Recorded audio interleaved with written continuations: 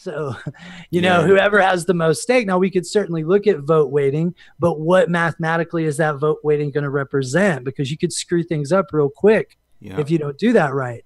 And we've had some really smart mathematicians and like really, really smart people working on this stack for many, many years, not just Dan. So the balance that they're trying to find is, we don't want to like mess that up necessarily. We do want to so I think that the at a high level, the referendum, the Constitution, they're all kind of interrelated, because how are we going to change the Constitution? Through referendum. Right. You have to go through referendum to actually change that. Well, here's something nobody's talking about. I literally, and I give props to Luke Stokes for bringing this up, but he's right.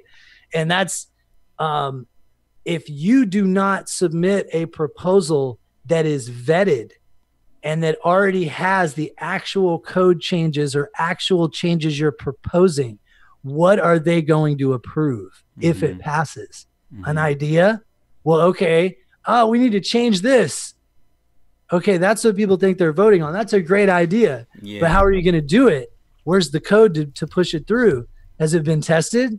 Have you put it in the test net to make sure it's all been vetted? Because it's all code, even if it's just the Ricardian contract, the Constitution, the Reg Producer Agreement, it's all essentially code. Yeah. So if you don't have the actual version that you're proposing to change, and that has been voted on, and then that gets pushed through to the 2/3 majority through the EOSIO account, the 2/3 plus one majority. Yeah, like that is how you pass a referendum. But we need to define what a referendum is. And this, without the referendum, you can't have the worker proposal system. Yep. You don't have the forums. You have nothing. So let's talk about that worker proposal system. What are your thoughts about it in general? I mean, I haven't been as knee deep in the worker proposal system as others, but at a high level, I think that they are tending, just like the Constitution and some other things, to overcomplicate some things and leave something so open-ended that it could be interpreted in a way that might not be good, that might install these like fiefdoms or these monarchies of these organizations, like a lot of people complain about, potentially ECAF becoming that. Dan himself. Yeah. And that's right. That's, I kind of am leaning more and more as I understand the system and why it works the way it does, and in the actual like back end, the system level, I'm starting to lean more towards Dan's view that code is sort of law, and that it's enforceable at the actual code level and the contract level is where we focus, and not so much these idealistic like governmental structures. That's what we're trying to get away from. Yeah.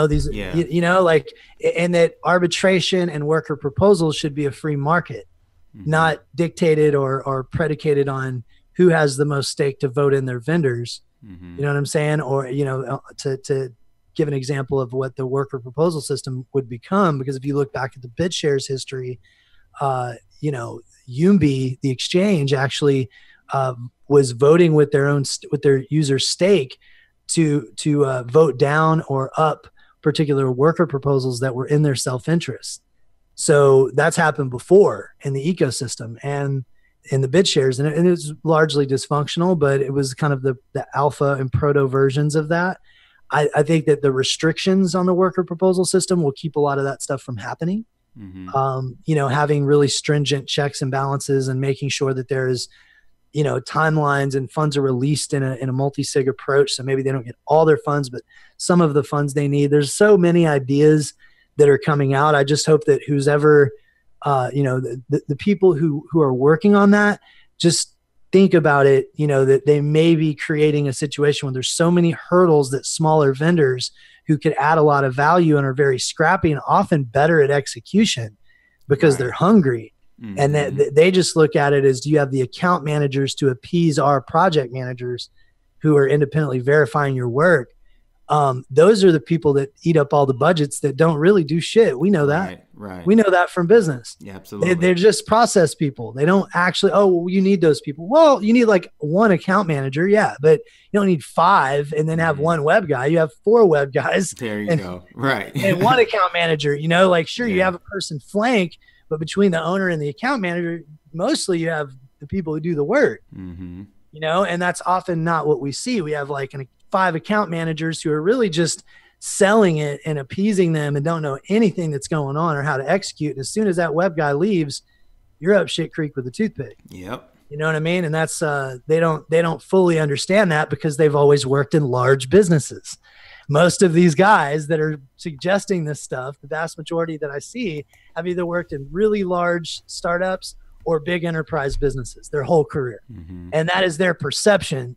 Oh, well, I consulted with a small business one time. Yeah, they fired you because you know what the fuck you're talking about. Right. The rest of us, like 80% of who builds this economy, okay, that small to mid-sized business will tell you to your face you don't know what the hell you're talking about. And you'll get mad about that. And you'll get frustrated. And no, you don't know. Well, no. I mean, the numbers don't lie. Mm-hmm. You're propped up by a large organization, have large budgets, and you get away with stuff that simply wouldn't fly in real business. And that's a fact, Jack. Yeah, that's true, man. That's so true. They don't like to hear it, but no, it's the truth. Like, it's the truth, you know? So that's a big part of what we represent is that culture, man. Like, we want to bring that small to mid-sized business mentality of what the grassroots mentality to this, but without all the idealism and toxic stuff that you see in crypto, just the real pure, like, view of that, of like, this is a new economic opportunity, very much with the way that Rob looks at it, mm-hmm. you know, like grassroots, but pragmatic, you know what I mean? And actually a path to that adoption, a path to that, you know, a vision for how to get there, you know, and he may be his first time out, but you know, you have a lot of heart, but you have a really good game plan too. Mm-hmm.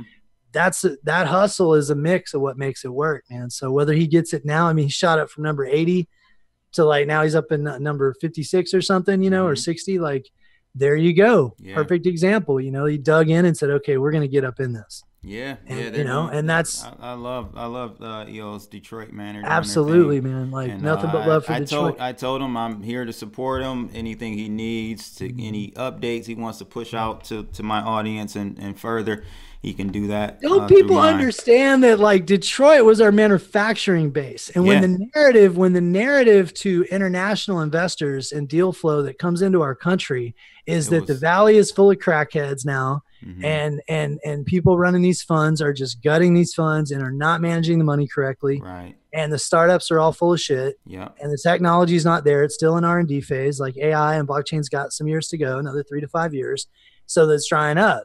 And but they think that's why, and it's a bunch of factors. It's because they look at, like, our manufacturing base. So, well, like any other country, what have you replaced it with? Oh, nothing. It's completely desolate. You haven't even invested in your own people. Right. Wow, you guys really fucked up. Yeah. That's like, they don't get that it's connected, and that guys like Rob. To maybe Detroit will never be what it was, you know what I'm saying? But it could be we something. We don't want to be, and we shouldn't aspire to be what we were. Because, and that's people like that are like me from Dallas and Middle America or the coast. That's our future if we don't watch it. Yeah. If they're paying attention, California, like, man, they're getting ready to split up that state into 3, and there's just all types of stuff going on in Cali. It's a bad deal, man. I don't understand. Well, you know what's going to happen, Steve, is you know, the easy money is slowing up. When I say easy, I mean cheap money is slowing up in those VC intensive areas, like like San Fran, and even on the East Coast. That the cost of money is going up, and you're going to see a lot of things shifting and changing, and a lot of stuff is going to home offices and the investment circles called home offices. These are the old institutional money, the old money, the oil money. We know where it all comes from. Mm-hmm. You know why it's Dallas, Austin. Mm-hmm. You know, has been coming up in Denver because it's resource stuff. These are people who have resources, old money, tangible. Like that tangible stuff that. Mm-hmm. That enables, you know, those deep pockets, those multiple generations that have, you know, deep pockets that have been investing in these hedge funds on the coast and in New York and in the Valley, and now they're bringing that back. Yeah, they're like, no, I mean, the home offices that are like, we can just start our own accelerator down in Austin and have our family friend like manage it, and we get our own deal flow. We don't need these idiots. They're all, you know, they all know what the hell they're doing, you know, and it sucks. I mean, I feel bad. I mean, don't get me wrong. The engineering culture of Silicon Valley has driven 30 years or 40 years of some of the most, amazing innovation that we've ever seen. And we have nothing but respect for those engineers and their culture that they've brought to, like, to America's, like, technology base. But that dynamic is changing. Now it's in Denver. Now it's in Austin. Now it's in Dallas. It's starting to pop up in places that why would you go there? Well, one, you can get a McMansion for like a tenth of the price with like 10 acres that you would pay for an old 70-year-old frame house that's about to fall apart in the Silicon Valley. There's other reasons people are moving down here, and to some extent that's not a good thing for the for the people who grew up here, because our home prices up crazy. But by comparison it's none. You can't even compare it. So how do you feel about where we are in crypto today? I did my video. It's not out yet. I'll be publishing it after we get done with our interview, but I talked about a tweet that Vinny Lingham put out, CEO of Civic Key. He's pretty fed up with Bitcoin Core.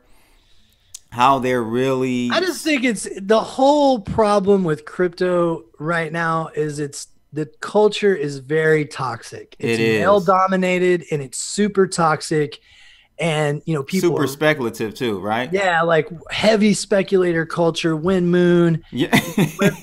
Where's that money? You know what I mean? Like pump it. And it's just and like, you can attest because you've been around, 2003. That's when I got in, late 2012, 2013. The culture has shifted, man. It started out super libertarian and like, this is going to change the world. And like, and that's what I was witnessing in those circles, but was still kind of an outsider, just observing it, like, wow, like this could change stuff. I should probably get into this. And then it went dark. It started like 2014, 2015. I'd say it's a combination of the ICO culture and the pump and dump culture of the just get rich quick crowd, that at these times when that's actually waning and the money's not as, it's not peaking out and we're not seeing these big gains anymore. That's a good thing, because that shakes out the people who are in it for the wrong reasons. And I mean, I want everybody watching this to understand a fundamental message that I personally stand for, and the EOS tribe stands for. And that is that if we, and I'm talking to the Ethereum fanboys, and I'm talking to the Bitcoin maximalists, and I'm talking to the whatever your coin is, we need to get along and understand each other better, because this movement is about more than tokens. This is about, like, creating a fair, equitable world and future for our children, and creating a situation where, we're not fighting for Ethereum. We're not fighting for, EOS. We're not fighting for, these are just protocols.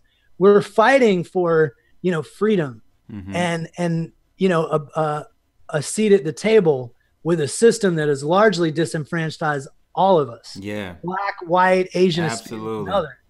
And unless you're the uber 1-2%, we're damn near a caste system like India, man. It's so bad. It's getting so bad. I just want everybody out there to understand that we're fighting for decentralization, not for your tokens. They're just tokens. You know what I mean? That you need to put that shit down and like stop attacking EOS because they did the illest ICO of all time. Like, and you're just jealous that they got money now and can compete directly with Facebook.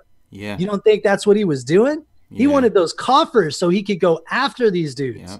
Look at what the game theory of that is. Think beyond your own like myopic and it's not view even of what a fucking protocol is. It's ridiculous. And the thing is, though, Steve, it's crazy because people act like they had a gun to people's head. That $4 billion was what the market I mean, don't get gave me wrong. to some them. Of us that don't like that shit. They're like, well, I mean, there's some of us that are that are definitely like, that could be sus, but I really think that ultimately what people need to understand is that these are just protocols. They solve different problems. Stop being fucking purists about a protocol that, oh, this doesn't fit my definition of what a protocol is, so you're a fucking scam.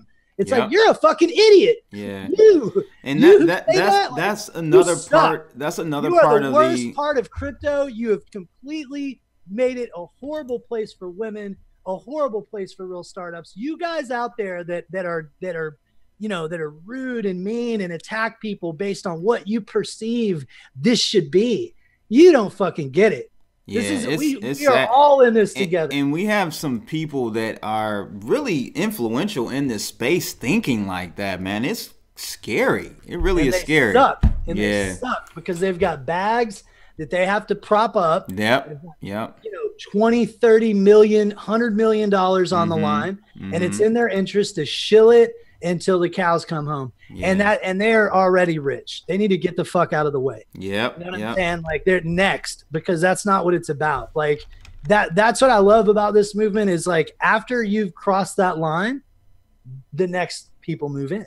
Yep. And that's like, what I love is now there's a new breed coming up. They fucking hate us. They hate what we stand for. You guys are noobs. You guys are you guys are fucking greenback. You don't know shit about what crypto's about. And I love it because, that change that we bring to the table, that new perspective, is what's going to get it to mainstream adoption. Absolutely. And I hope they hate us. I hope they don't like what these next gen protocols stand for, because they are going to supplant and replace the old guard of crypto that has become highly toxic.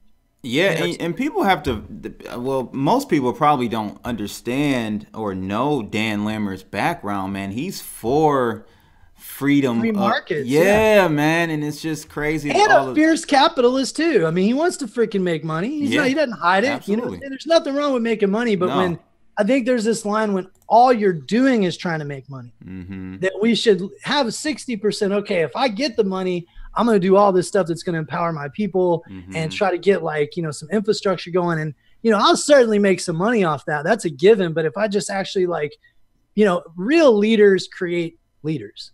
Right. You know what I'm saying? Right. And very true. Very true. That's something that we need to focus more on is if we got rich in crypto as a community, what would you individually do?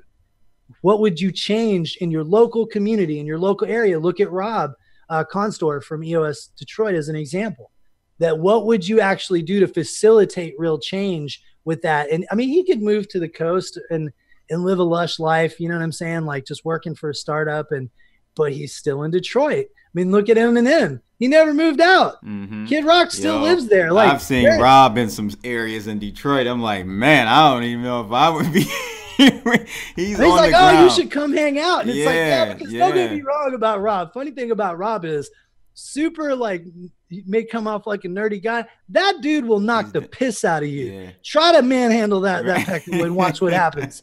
It's funny though, because he's you know what I'm saying? Like you can just tell it's like he's all nice, but he's had his chin checked a few times himself, and I wouldn't go there with Rob. You know what I mean? So tell me, there's a lot of Detroiters though, probably. So. Oh yeah, no doubt. Tell us about the projects, in particular on EOS that you're excited about. I know you guys are a part of a few. I got them on the screen here. Some of these are outdated, like Arrowhead Testnet is largely just kind of in maintenance mode. That was a precursor. That was a security environment. That was a testnet that was a precursor to Ghostbusters. A lot of the guys that were onboarded on Arrowhead and kind of learned Eugene's process for securing and testing, hacking attempts had went on to create Ghostbusters. Eugene was actually a core member of Ghostbusters himself. Project Guy is like a legacy project. The BP hardware report, what is kind of outdated. There's other people trying to do that right now. We were the first to do that.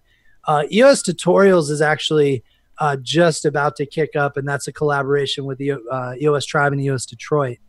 And that's going to be like basically a help site for anyone with questions, from very beginner all the way to an advanced developer, for the very best resources in the community. That's a little more focused on like user friendly, not like a GitHub approach like some people have done. Nothing wrong with that. I mean, that different strokes for different folks, but Project Gaia is a low orbit static backup node that we want to do with EOS over the next 3 to 5 years. As these small sats get launched, for like Bitcoin and Ethereum is talking about it, or other projects that are talking about getting satellites. Nexus has talked about that. that's something that we think is relevant for EOS. Now, Mm-hmm. with the throughput, you could have just a backup node. You couldn't have a full producing node. You know what I mean? And that's what people always try to interject when we bring that up. And it would have to be static and lower orbit.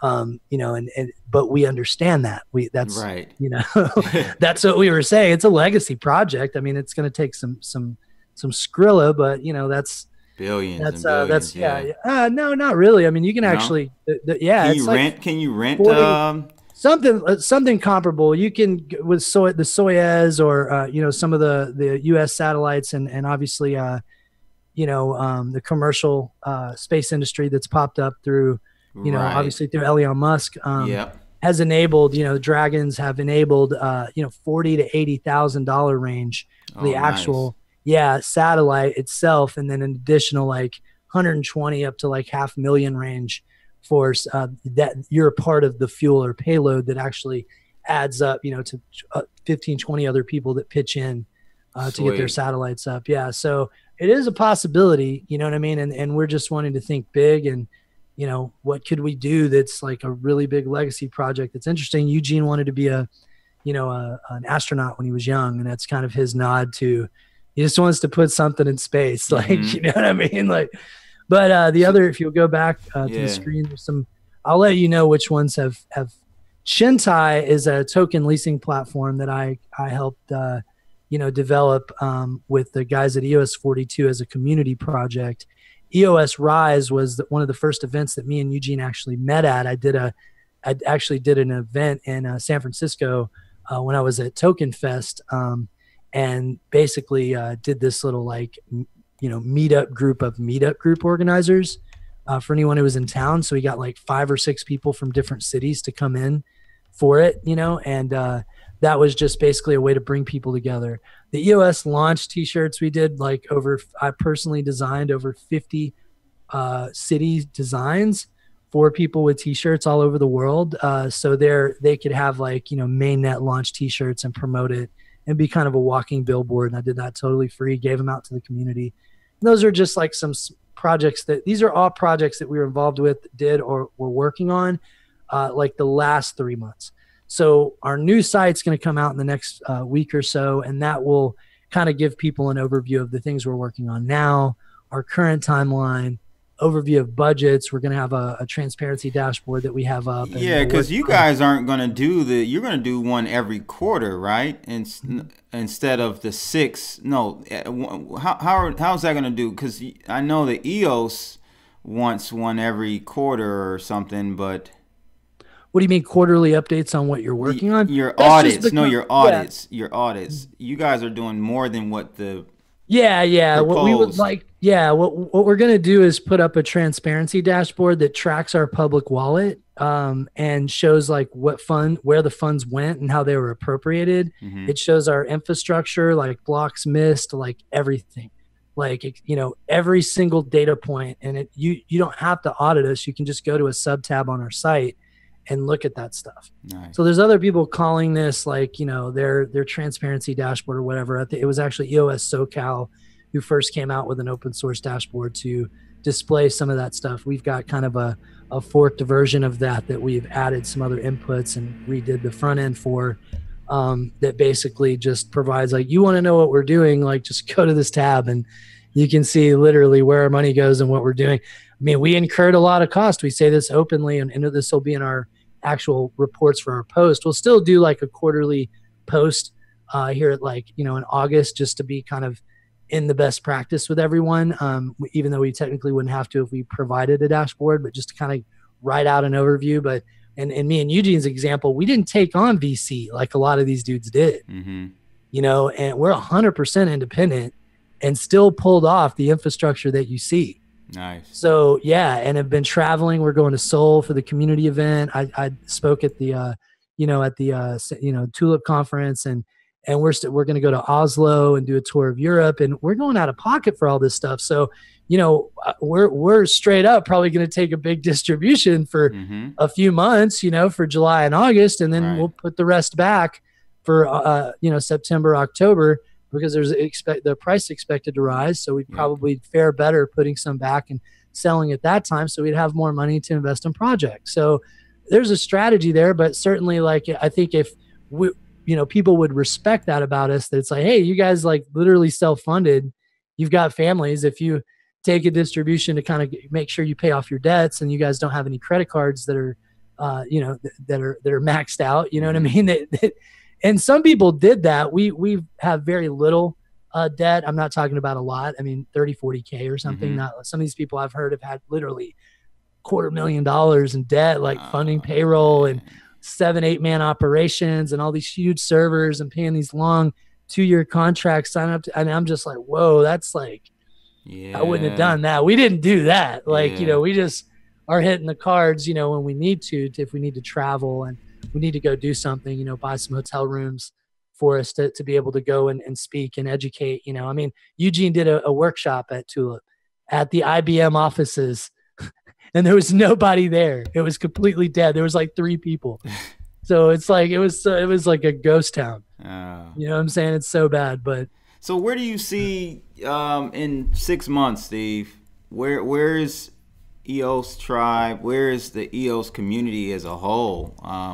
That's what I'm excited about, man. I think we're gonna really see 18 to 24 months.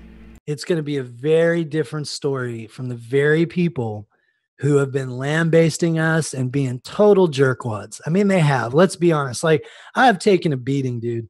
Every single angle. Like, Dallas is like landlocked and super crabbish, you know what I'm saying? Like, by its very nature, like most of the people that, I grew up here. So a lot of the people are real hyper competitive. And if you like if you're just another schmuck, everyone's cool. But if you're coming up and you're like somebody important, the crabs come out. Oh my God. Like, it is just notorious for that. Like, Dallas haters, dude, like we're like world renowned for that shit. And I will say, like, I've taken it from many different directions, but it's going to be definitely, and it'll be a while. It'll be like 1.5 to 2 year range. Like, and it'll probably coincide with when crypto starts to pump again and kind of hit that mainstream adoption. Cause there'll be a few killer dApps that start to take traction, and the news starts picking up that, wow, these sites we're using are blockchains. Like, exactly. Like that's what's going to happen. That's going to start becoming the news, and they'll have people who were in it see other people. It's just this constant cycle, man. You've seen it before if you've been around for more than 2 or 3 years. Yeah, absolutely. But it's basically like when I, in my view, it'll be about anywhere from a year and a half up to about 2 years, and those very people will be eating some humble pie and be in the community, trying to be a part of it, trying to be up in it, that we'll all have screen caps of them dogging it out and saying it was a scam. I've tweeting them, go, oh yeah, I remember. I've been archiving a whole bunch of them, brother. Me too. I screen cap you being a hater. Yep. And it seems like you need to apologize for that, right? Oh, you don't apologize? Oh, okay. That says a lot about your character, right? Correct. And then they're like, you're a hater. Stop being, you're mad. What did somebody said? You're being mad hottie, my bro. with saying you're going to screen cap people, you're going to put people on your shit list. It's like, yeah, we are. We are, because we've been eating shit from people like you for I've been taking flag. A lot of people have for an awesome project, man. Yeah, buddy. We're going to give it right back to you. Sorry, some of us didn't. Some of us aren't.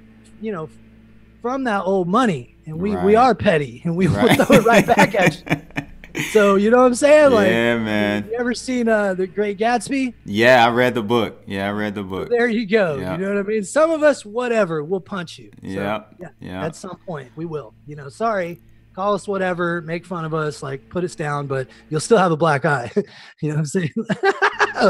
not literally. I don't want to incite violence with anyone, but proverbially, metaphorically speaking, like, we will give it right back to you if you want to dog us out for a year straight and be rude and attack us at every meetup and everything. And all we're trying to do is push blockchain forward, man. Yeah, that's all we're trying to do. Like, come on, guys. Like, that's what I'm saying, because that part of the culture is toxic, man. It's like, you guys really are going to look like the idiots. You guys are going to, go ahead. No, I was saying a lot of the toxic people that I'm coming across in this space are fairly new to the space, ironically enough. So, I mean, you have your maximalists, you know, the people who are just hardcore, but I'm saying but they're pushing that angle for a reason. Like you look at Richard Hart and you watch our interview, and like I didn't see it. I gotta check it out. Three-fourths of it, I get slaughtered. Like I get totally framed up. I mean, he hemmed me up. Like he totally ate my lunch. It's what he does. But something happened that never happens on any interview that he does, where he's on the attack, because you know what his angle is. He's got to protect his bag. He's open about that. So it's in his interest to push his coin and to push maximalism as a whole, or maximalish, a maximalish narrative that creates the perception that Bitcoin is the strong coin and the coin to be in, because that's his whole bag. I mean, the guy's got, almost $1 billion in freaking Bitcoin. So buddy, when it went down, he ain't a billionaire anymore. He's a little less than he was. And that's first world issues. Yeah, right. First world issues.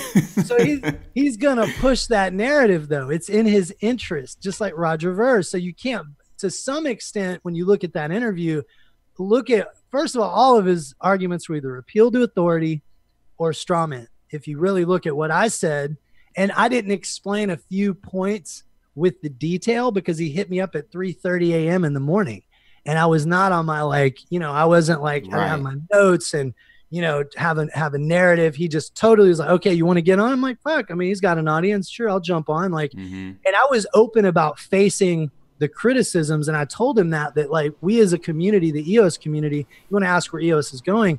How EOS is going to get there is by facing our critics and not being petty in the short term. Maybe afterward, when we're there on the mountaintop, be like, hey, my dude, you did say this wasn't going to be this way, and now that you're trying to come up where we're at, I'm gonna make you feel that a little bit. But in the moment now, we need to not be that. We need to be strong and focused on adoption and inviting and basically just take those criticisms head on.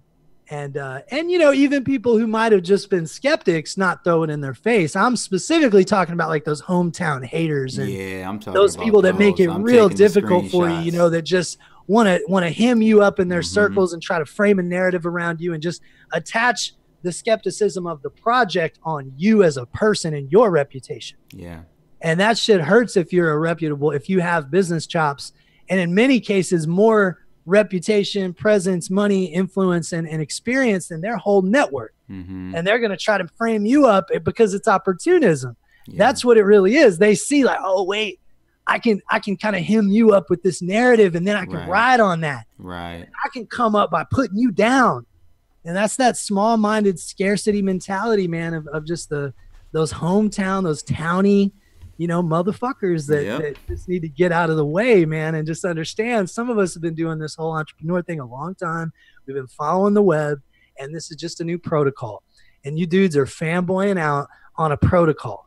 Do you realize that? Hey, I say you're fanboying out on TPS. Like you're literally well, I say it's like a person that's a fanboy that was a fanboy of Netscape, like nowhere to be found. That's how a lot of these projects are going to be. Have an open mind, think critically, and you will get far in life, man. That's my philosophy on it. Like, even for EOS, like I'm hopeful. What all of us are hopeful about and really touting is delegated proof of stake as a consensus mechanism to create high throughput protocols, whether it's Cardano and the academic work that Charles Hoskin is doing. Even though him and Dan don't get together, that might be the institutional chain that the banks and the governments use because it's really, really tight and correct. And it took them a long time to do it, but it just never fails. And it works really, really, really well. You know what I mean? But it also has some downsides. Like it's hard to develop in and takes longer to do stuff. It takes years to do stuff and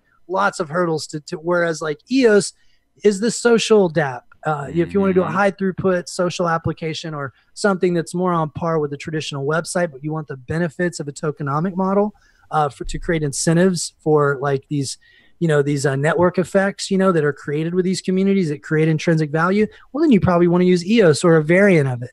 Right. And that's how people need to start thinking, or even Craxel if you want something that is, or Hyperledger if you want a permission private blockchain, or Dragon Chain if you want something that's high throughput, but private, and is IP driven.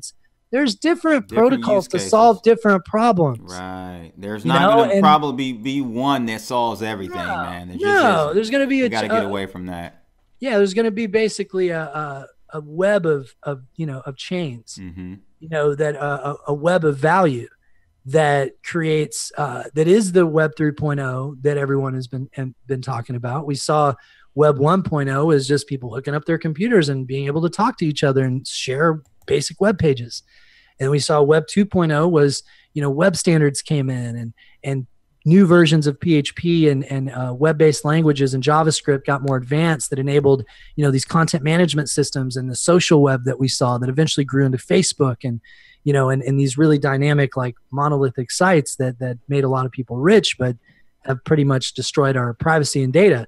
Right. And that spawned these cypherpunks that are now and the cryptographers and the blockchain people of 1 and 2.0 iterations that are now, working on 3 and 4.0 iterations with high throughput and, where you own your data. Now, if if Dan puts out this competitor to Steam 2.0 that is more, as I've been hearing, is potentially, don't quote me on this again, like it's all rumors, I don't know. Dan hasn't said it himself. He just said there's going to be he has said that he's going to do a Steam at 2.0, but it's said that it's not just a social blogging or Reddit type thing like we see on Steemit.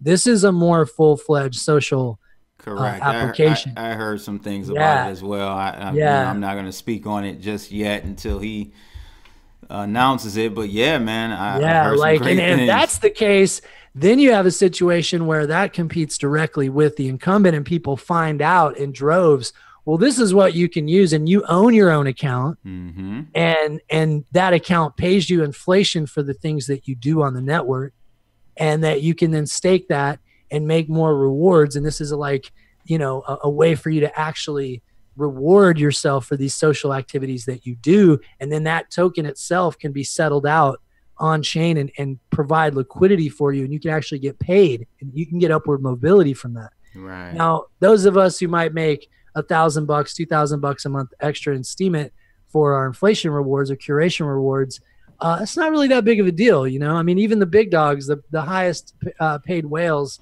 might make $5,000, $10,000 a month or something. It's still not like that big of a deal, right? In the West.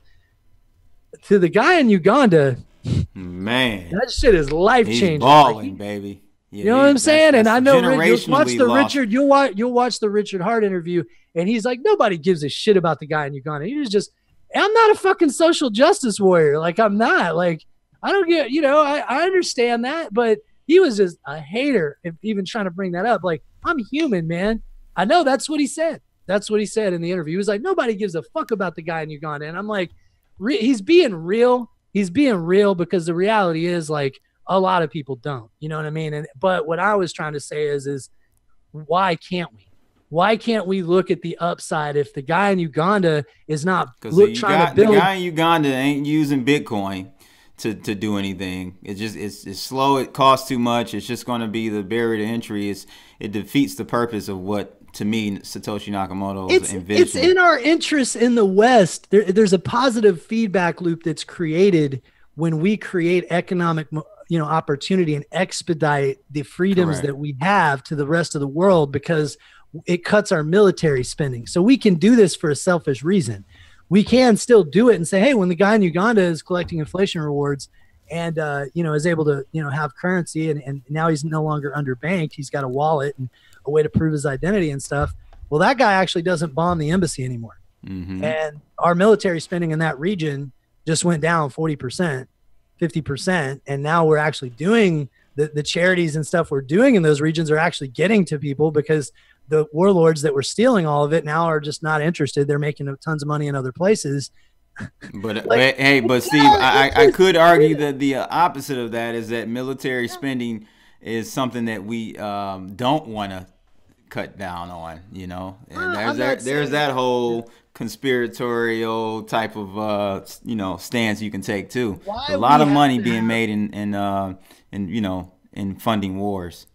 Right, but I don't think that's very healthy. No, it's That's not. not sustainable It's as a not. society It's for not. us to just constantly like, build shit to destroy shit. Like at Hmm. some point, that stuff's going to be used. We need to chill with that a little bit and come Yeah, I pull agree. back down a little bit. Not saying put our guns down, because one guy with a gun and one dude without is, where that's going to go. I mean, Correct. Correct. right. We do have to have some military in place, but I think a slow 40, 60, 70-year disarmament, fed by, as AI takes the jobs away, blockchain replaces them with a passive UBI, through the very apps and social interactions that we use every day. And then these micro economies are established, similar to what Rob is talking about. And these larger, incumbents and larger companies actually become the fiduciary for these micro economies, and they just provide the infrastructure and the stake, so these people can get off the ground, you know what I mean, and start their ideas. And not only do they lower their liabilities, but they actually make a ton of money doing it by facilitating these new micro. It's like such a positive feedback. They're fighting the future that's actually a more efficient way to do stuff. Like, we naturally as humans want to be in these like smaller areas, these smaller regions, like Chicago, like, Cleveland, Detroit. Y'all have this little thing, even a little bit of up north. What's right north of you guys? And not Vancouver. What is not in America, but what's right above you in Canada? What's the major city right above? Toronto. That's right. So like Toronto, Chicago, Detroit, that region like clicks with each other. Like they just do. You often travel to each other's cities to vacation and to see family and stuff. You share commerce, and you kind of click up culture, even though it's a little bit different. You kind of see eye to eye on like how shit is done. You know what I mean? And like that's how people are. Like we're naturally like that. So like, why fight it? Why not have these micro economies within a larger macro economy that creates that positive feedback loop? You know what I mean? And they're scared of it. Like it's so funny because it's wasteful.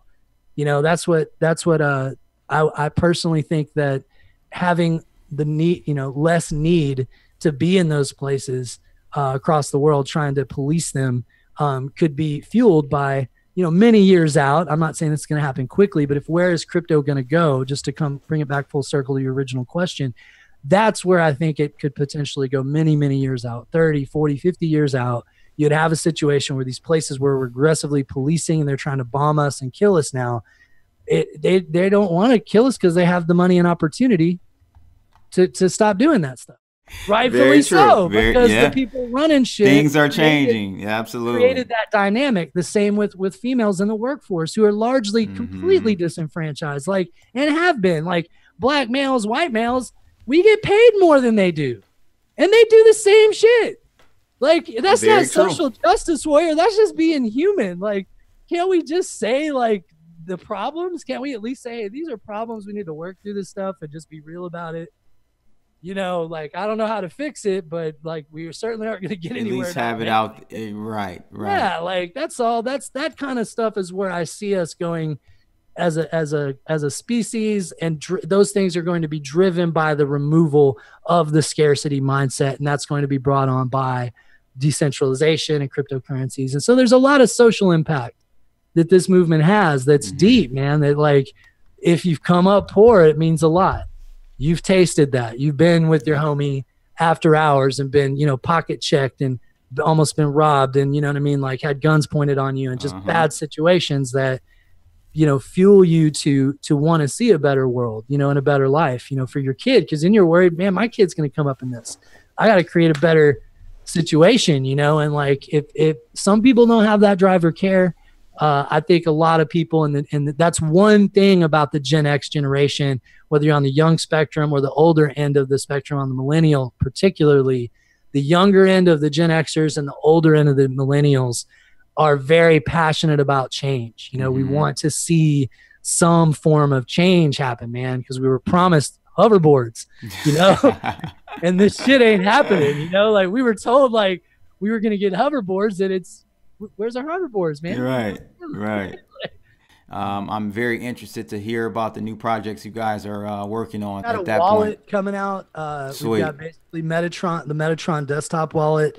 that's highly secure. It was built from the ground up to be very, very secure. Nice. Big emphasis on usability. And then also we've got a iOS wallet, and Eugene's working on a multi-sig hardware wallet with Paygate out of in Asia. And so those are 3 projects that we're working on in different groups. And I'm actually working on the referendum contract, the EOS votes.io initiative, as well, with EOS Nation and a few other people. Sweet. So those are the main big projects we got on deck, and we'll have our new site out. And we're also attending a community conference in Seoul on the 19th to the 22nd, and then the 21st, and then the 23rd and 22nd and 23rd, we're going to be in Shanghai.